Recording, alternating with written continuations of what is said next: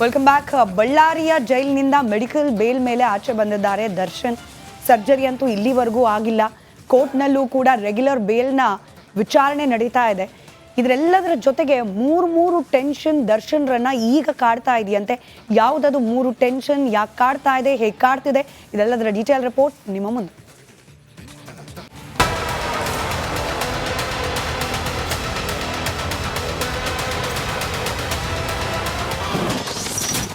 Darshan release ಆಗಿ ಇಂದಿಗೆ 32 ದಿನ.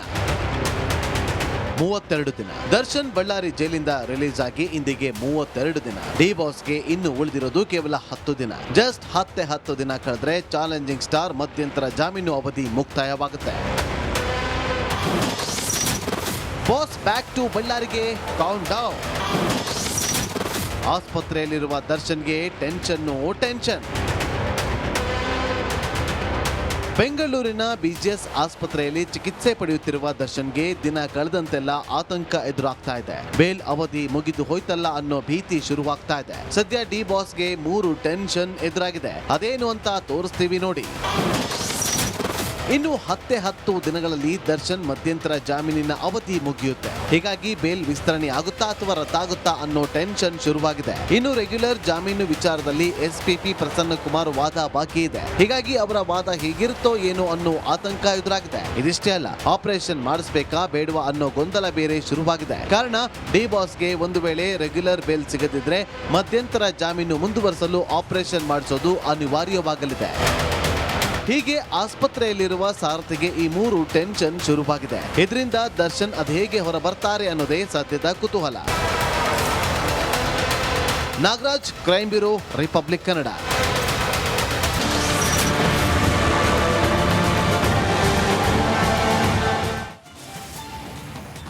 Welcome back. ಬಳ್ಳಾರಿಯ ಜೈಲಿನಿಂದ ಮೆಡಿಕಲ್ ಬೇಲ್ ಮೇಲೆ ಆಚೆ ಬಂದಿದ್ದಾರೆ ದರ್ಶನ್. ಸರ್ಜರಿ ಅಂತೂ ಇಲ್ಲಿವರೆಗೂ ಆಗಿಲ್ಲ. ಕೋರ್ಟ್ನಲ್ಲೂ ಕೂಡ ರೆಗ್ಯುಲರ್ ಬೇಲ್ನ ವಿಚಾರಣೆ ನಡೀತಾ ಇದೆ. ಇದರೆಲ್ಲದರ ಜೊತೆಗೆ ಮೂರು ಟೆನ್ಷನ್ ದರ್ಶನ್ರನ್ನ ಈಗ ಕಾಡ್ತಾ ಇದೆಯಂತೆ.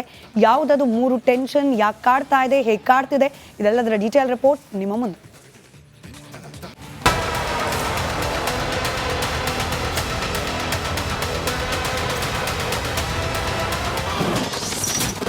ದರ್ಶನ್ ರಿಲೀಸ್ ಆಗಿ ಇಂದಿಗೆ 32 ದಿನ. ದರ್ಶನ್ ಬಳ್ಳಾರಿ ಜೈಲಿಂದ ರಿಲೀಸ್ ಆಗಿ ಇಂದಿಗೆ 32 ದಿನ. ಡಿ ಬಾಸ್ಗೆ ಇನ್ನು ಉಳಿದಿರೋದು ಕೇವಲ 10 ದಿನ. ಜಸ್ಟ್ 10 ದಿನ ಕಳೆದ್ರೆ ಚಾಲೆಂಜಿಂಗ್ ಸ್ಟಾರ್ ಮಧ್ಯಂತರ ಜಾಮೀನು ಅವಧಿ ಮುಕ್ತಾಯವಾಗುತ್ತೆ. ಬಾಸ್ ಬ್ಯಾಕ್ ಟು ಬಳ್ಳಾರಿಗೆ ಕೌಂಟ್ ಡೌನ್. ಆಸ್ಪತ್ರೆಯಲ್ಲಿರುವ ದರ್ಶನ್ಗೆ ಟೆನ್ಷನ್. ಬೆಂಗಳೂರಿನ ಬಿಜಿಎಸ್ ಆಸ್ಪತ್ರೆಯಲ್ಲಿ ಚಿಕಿತ್ಸೆ ಪಡೆಯುತ್ತಿರುವ ದರ್ಶನ್ಗೆ ದಿನ ಕಳೆದಂತೆಲ್ಲ ಆತಂಕ ಎದುರಾಗ್ತಾ ಇದೆ. ಬೇಲ್ ಅವಧಿ ಮುಗಿದು ಹೋಯ್ತಲ್ಲ ಅನ್ನೋ ಭೀತಿ ಶುರುವಾಗ್ತಾ ಇದೆ. ಸದ್ಯ ಡಿ ಬಾಸ್ಗೆ 3 ಟೆನ್ಷನ್ ಎದುರಾಗಿದೆ. ಅದೇನು ಅಂತ ತೋರಿಸ್ತೀವಿ ನೋಡಿ. ಇನ್ನು 10 ದಿನಗಳಲ್ಲಿ ದರ್ಶನ್ ಮಧ್ಯಂತರ ಜಾಮೀನಿನ ಅವಧಿ ಮುಗಿಯುತ್ತೆ. ಹೀಗಾಗಿ ಬೇಲ್ ವಿಸ್ತರಣೆ ಆಗುತ್ತಾ ಅಥವಾ ರದ್ದಾಗುತ್ತಾ ಅನ್ನೋ ಟೆನ್ಷನ್ ಶುರುವಾಗಿದೆ. ಇನ್ನು ರೆಗ್ಯುಲರ್ ಜಾಮೀನು ವಿಚಾರದಲ್ಲಿ ಎಸ್ಪಿಪಿ ಪ್ರಸನ್ನ ಕುಮಾರ್ ವಾದ ಬಾಕಿ ಇದೆ. ಹೀಗಾಗಿ ಅವರ ವಾದ ಹೇಗಿರುತ್ತೋ ಏನೋ ಅನ್ನೋ ಆತಂಕ ಎದುರಾಗಿದೆ. ಇದಿಷ್ಟೇ ಅಲ್ಲ, ಆಪರೇಷನ್ ಮಾಡಿಸಬೇಕಾ ಬೇಡವಾ ಅನ್ನೋ ಗೊಂದಲ ಬೇರೆ ಶುರುವಾಗಿದೆ. ಕಾರಣ ಡಿ ಬಾಸ್ಗೆ ಒಂದು ವೇಳೆ ರೆಗ್ಯುಲರ್ ಬೇಲ್ ಸಿಗದಿದ್ರೆ ಮಧ್ಯಂತರ ಜಾಮೀನು ಮುಂದುವರಿಸಲು ಆಪರೇಷನ್ ಮಾಡಿಸೋದು ಅನಿವಾರ್ಯವಾಗಲಿದೆ.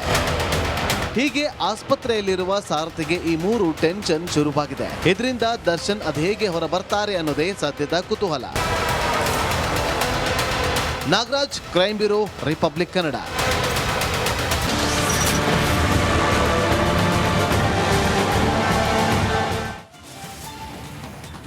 Welcome back. ಬಳ್ಳಾರಿಯ ಜೈಲಿನಿಂದ ಮೆಡಿಕಲ್ ಬೇಲ್ ಮೇಲೆ ಆಚೆ ಬಂದಿದ್ದಾರೆ ದರ್ಶನ್. ಸರ್ಜರಿ ಅಂತೂ ಇಲ್ಲಿವರೆಗೂ ಆಗಿಲ್ಲ. ಕೋರ್ಟ್ನಲ್ಲೂ ಕೂಡ ರೆಗ್ಯುಲರ್ ಬೇಲ್ನ ವಿಚಾರಣೆ ನಡೀತಾ ಇದೆ. ಇದರೆಲ್ಲದರ ಜೊತೆಗೆ ಮೂರು ಟೆನ್ಷನ್ ದರ್ಶನ್ರನ್ನ ಈಗ ಕಾಡ್ತಾ ಇದೆಯಂತೆ. ಯಾವುದದು 3 ಟೆನ್ಷನ್, ಯಾಕೆ ಕಾಡ್ತಾ ಇದೆ, ಹೇಗೆ ಕಾಡ್ತಿದೆ, ಇದೆಲ್ಲದರ ಡೀಟೇಲ್ ರಿಪೋರ್ಟ್ ನಿಮ್ಮ ಮುಂದೆ.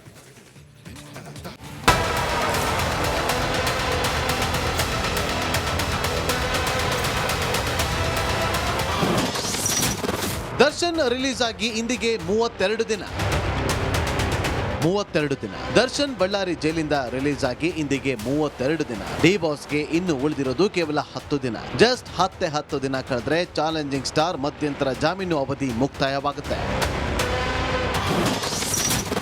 ಬಾಸ್ ಬ್ಯಾಕ್ ಟು ಬಳ್ಳಾರಿಗೆ ಕೌಂಟ್ ಡೌನ್.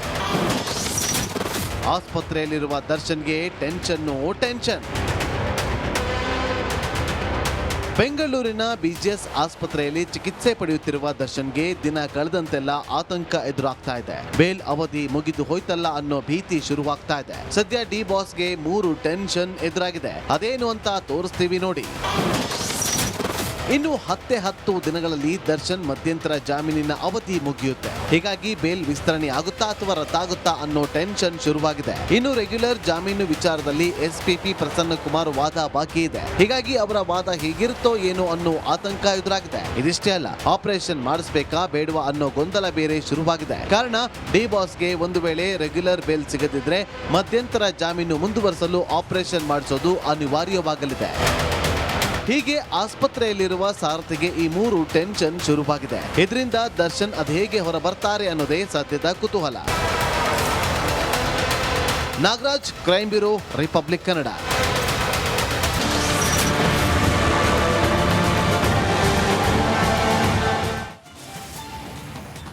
Welcome back. ಬಳ್ಳಾರಿಯ ಜೈಲಿನಿಂದ ಮೆಡಿಕಲ್ ಬೇಲ್ ಮೇಲೆ ಆಚೆ ಬಂದಿದ್ದಾರೆ ದರ್ಶನ್. ಸರ್ಜರಿ ಅಂತೂ ಇಲ್ಲಿವರೆಗೂ ಆಗಿಲ್ಲ. ಕೋರ್ಟ್ನಲ್ಲೂ ಕೂಡ ರೆಗ್ಯುಲರ್ ಬೇಲ್ನ ವಿಚಾರಣೆ ನಡೀತಾ ಇದೆ.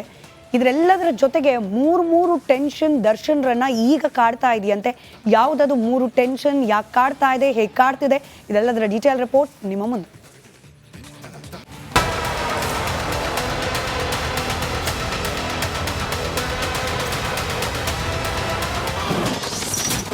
ದರ್ಶನ್ ರಿಲೀಸ್ ಆಗಿ ಇಂದಿಗೆ 32 ದಿನ.